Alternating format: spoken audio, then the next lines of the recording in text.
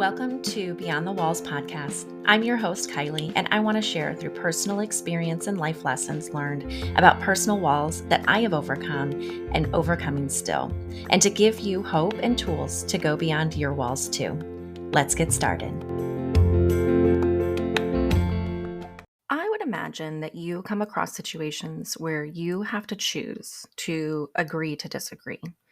Whether it's people in your immediate circle or as distant from you as just the news and strangers' opinions on social media. We are bombarded 24/7, whether we want it or not. But I want to take some time today to bring some ownership and freedom in these areas where these disagreements can cause, maybe it's just a little bit of friction and some temporary upset, or they can cause some real harm to yourself or others. They can completely make us so much more afraid of our world or really break a lot of trust and security and safety in our immediate circles. The past few years, there is a saying I have found myself using a lot, and that is that there is nothing new under the sun. It's just new to me. The older we get, the more we experience. And as I have also said before, the more we start to know, then the more we start to know.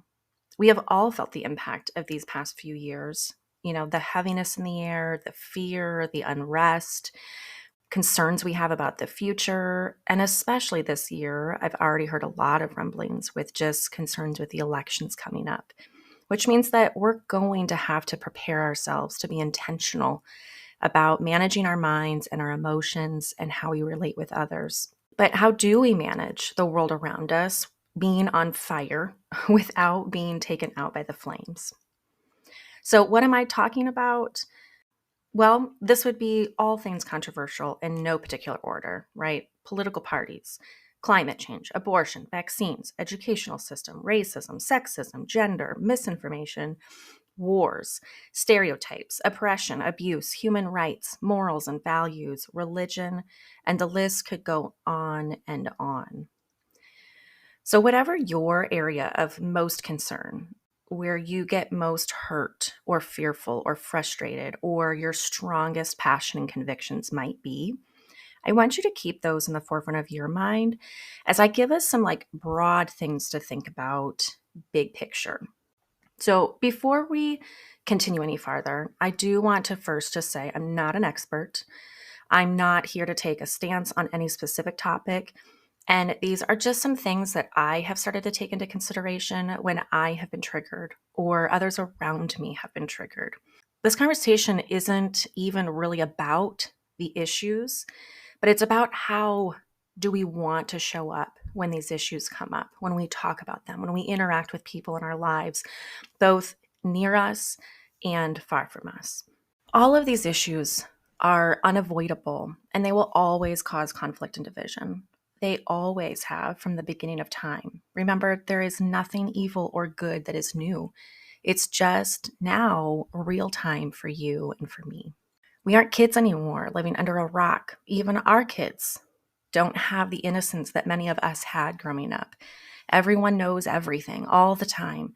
And yet, I feel like as much information as we get, I feel like we also get so blinded and don't even know the half of it, right? I feel like it's not so much that we get misinformation as much as it's half information.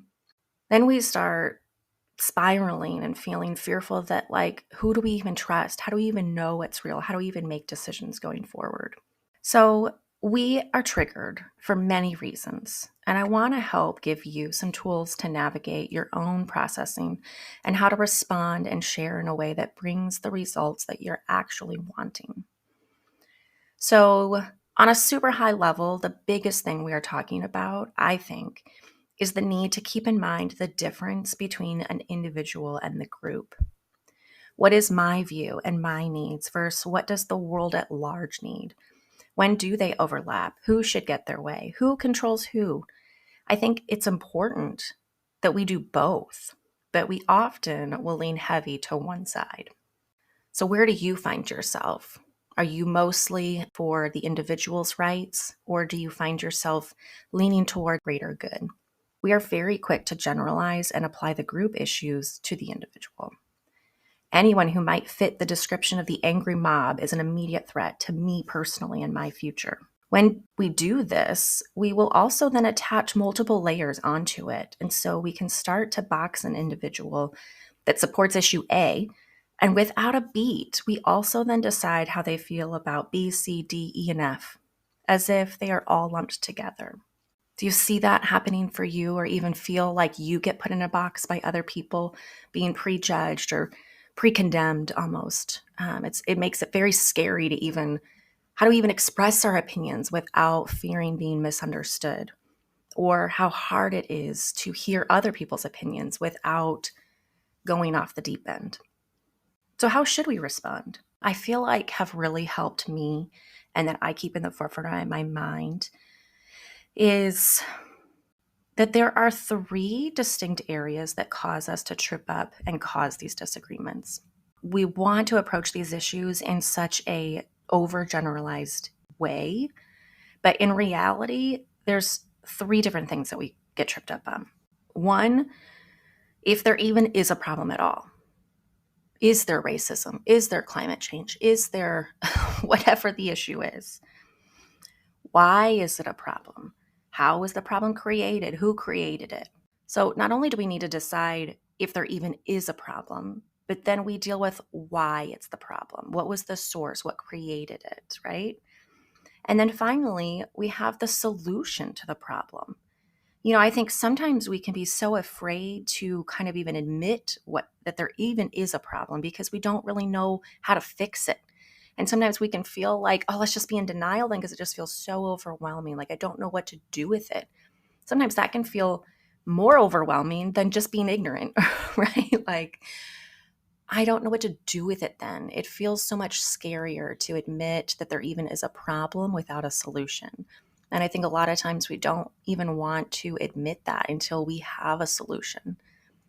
And then how much do we get broken down because we don't know why it started? And if we can't agree on why it got started, then how would we possibly know the solution to fix it if we don't know what the source was? So I'll give you an example, right? And I think this is hopefully like the least controversial. And again, I'm not making statements. We're just talking generically. But let's take climate change, okay? So first, people fight about if it's even a thing in the first place, right? Is it even a problem? Is it even happening? And so I do want to make a quick side point. If you ran into somebody who was a climate change denier, what are all of the other boxes that you would start putting that person in? Well, if they feel that way, then most likely they're this and this and this political party. Here's their stance on this. There's their religious status. There's who are they voting for, right? Like so much gets attached to that one issue and the stance that they take. And sometimes that could be true. But when you're dealing with an individual in front of you, can we give them the opportunity to just deal with the information they're giving us one topic at a time? Okay. So let's say we both agree that there is a climate change problem. Then you have to start figuring out and talking about why is it happening? Is it the cows? Is it deforestation? Is it the natural changes to the earth from volcanoes and earthquakes, high population, poor resource management, money-hungry industries? Right? Like the list goes on and on about all of the possibilities, all of the nuances that go in to create the problem. Some people are in that expertise field and they have statistics, and other people it's just been generalized, or it's just an idea that they have, or an easy scapegoat. I think what can also really trip us up on these things is that when we have these like high level kind of situations that we're not directly involved in and we don't directly have firsthand facts and details about it, it's also really easy that if we don't agree in all parts of it, then we can't find our way to agree on any parts of it. So let's just say we all agree that it's a real problem and we agree on the source. Then we have to figure out a way to talk through the conflict of what's the solution, right? How are we going to fix it? What do we do about climate change then? How far are you willing to sacrifice to fix it? Do we even need to fix it? Who should pay for it? What will the consequences be? What are you going to do to be a part of the solution or the problem? Are we just going to talk the talk, or are we going to walk the walk also? And then how hypocritical are we going to get just because we do it this one way, but then we're doing something else, right? Like the problem is so much bigger than us. But there is still a lot of ownership of what we are going to actually do in our everyday lives. But depending on how strongly we feel the answer has to be, we put that on other people. And if they don't agree with us, then they're our enemy.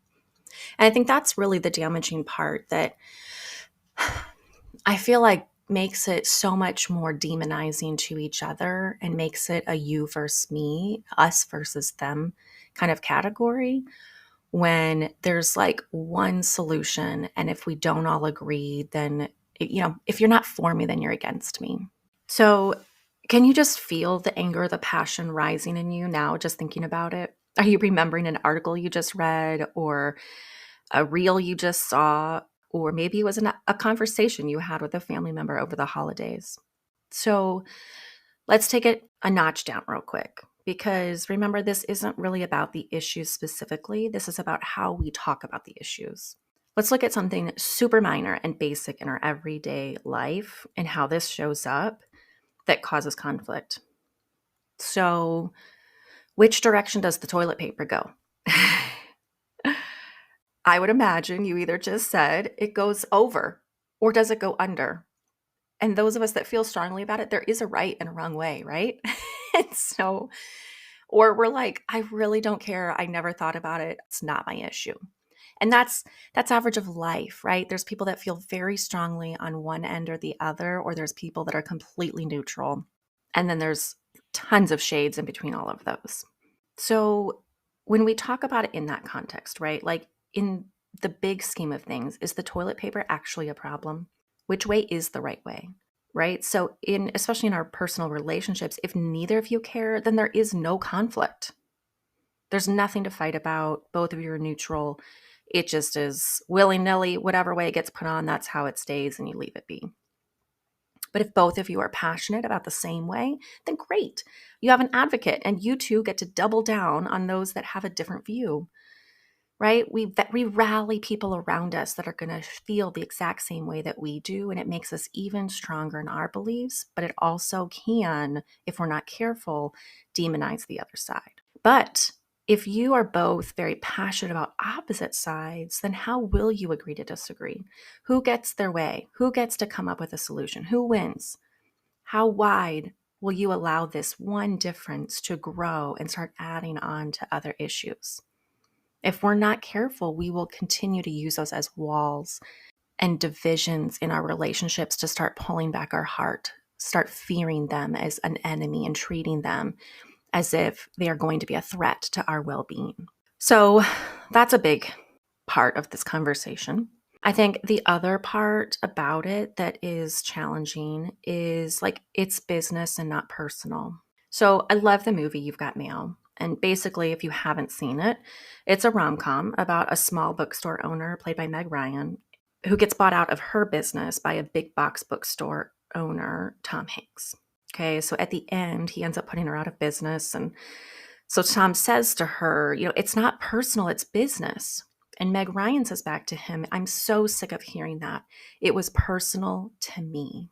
I think Tom Hanks's job and his role and his business was dealing in the realm of the big picture. It's a high level group kind of impact, right? Like if we're using it from the first analogy of like the group and the individual, his personal business was really high level in the big scheme of things. Like he's just trying to grow his big corporation. But he starts to know Meg Ryan and is personal with her, and it hurt her as an individual. He wasn't trying to hurt her personally, but she was negatively impacted by those actions. And so if we're not aware that the media does a really good job at making large groups of opposite views feel like a threat to you as the individual, it's so easy to minimize the reality that these are individuals that we're talking about. These are real people and real lives that are getting impacted. We have to take time to navigate the difference between those two things. It's important that when we talk to individuals about group issues, we have to be careful about knowing who our audience is.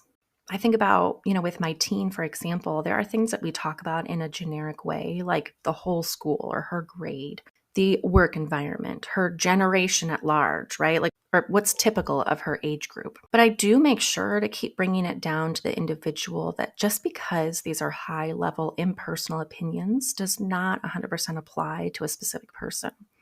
The high level impersonal issues are different than a personal specific issue in front of us. The impact is different. The needs are different. It's actually more manageable, and we can share a lot more emotional and physical support. The way we talk about the group is very different than the way we would talk to an individual. How we talk about abortion, for example, at large, what we think the problem is or why it happened or what the solution should be, is not the conversation we would be having if a family member or a friend in our immediate circle who has had one or is considering one. We wouldn't talk to them the same way. We wouldn't be able to have that personal, all the nuances about it.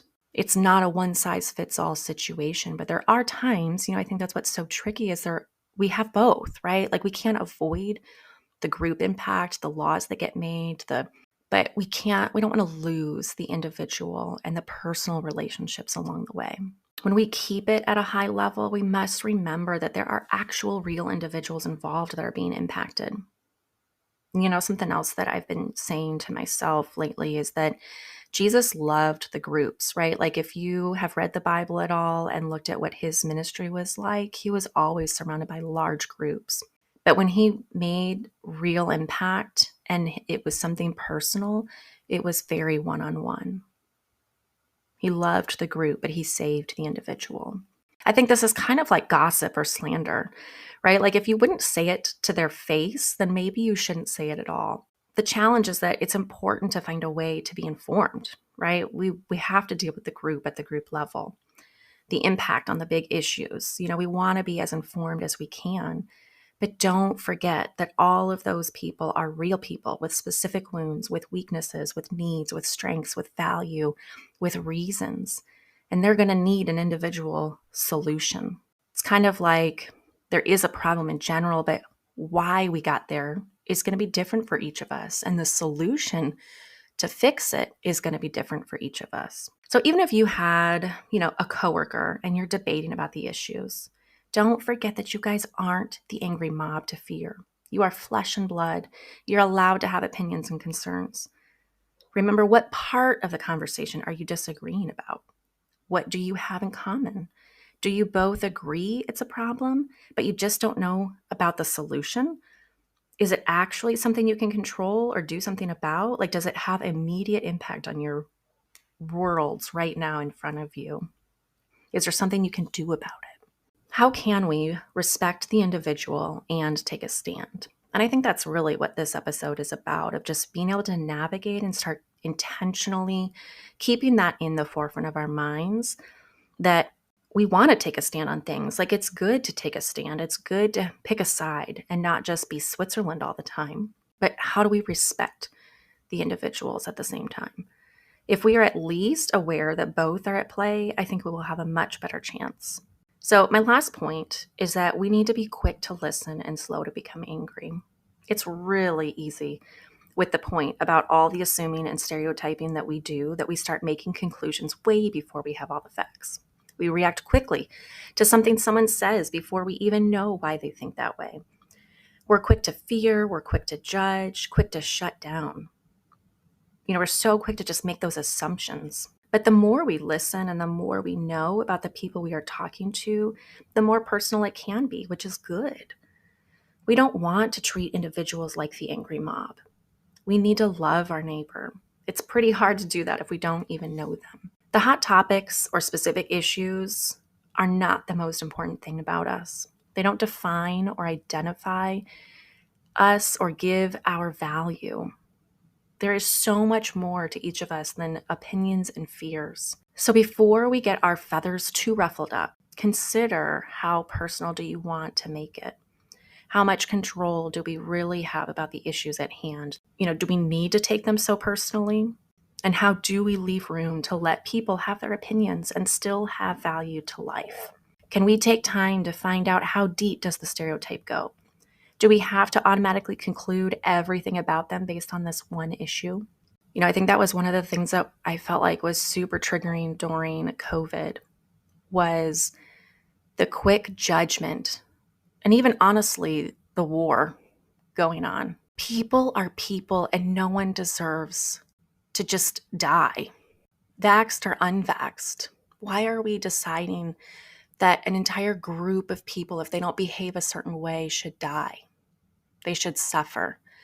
Don't we want peace for both? Like, don't we want life for both? When we start demonizing and pinning each other against each other, that's a big red flag that we're completely off basis. So next time that you start to have your passion issue triggered, don't forget to consider how broad the stereotype you're allowing to go. Think about what part of the issue are you not agreeing on? Is it the issue itself? Is it the cause? Or is it the solution? And then how personal is it? Don't forget that you're a human and they're human. Finally, be quick to listen and to understand.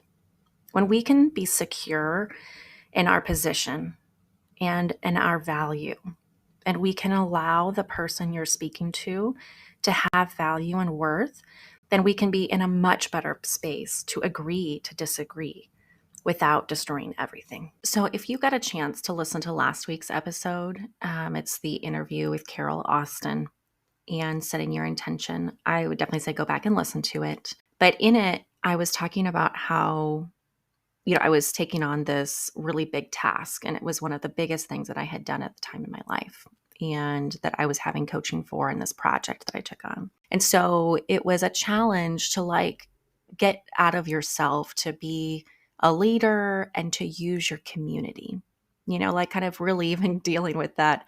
Like, what's my personal impact? And then what is that ripple effect that we have on the community? What's the difference that I can make at large? And so we were free to choose any project we wanted to. And it was right at the height of the George Floyd stuff and just the rising fear and racism and all the injustices happening, and COVID and the vaccines and the masks and, just so much division in our faces.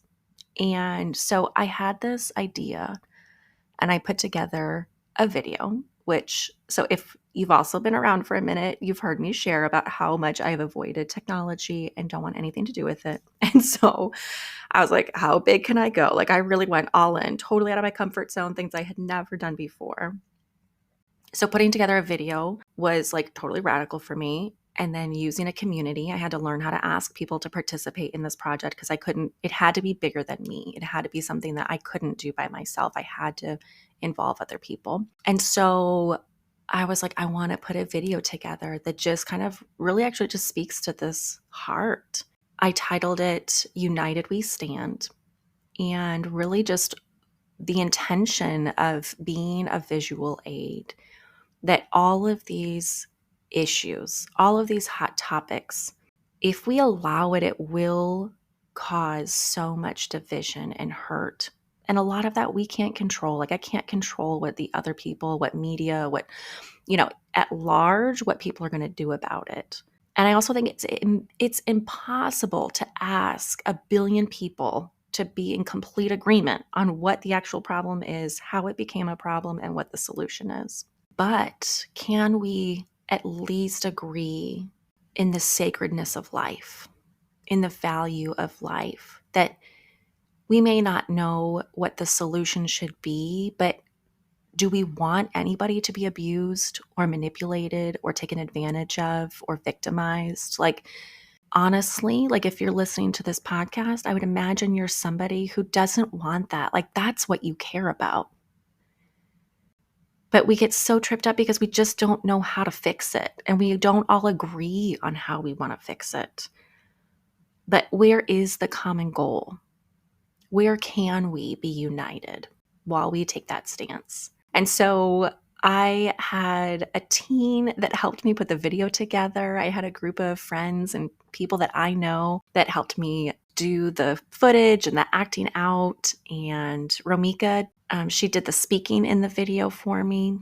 And it was just super cool to be able to put just going through the process myself in doing it, but also just loving the message about what the video represented.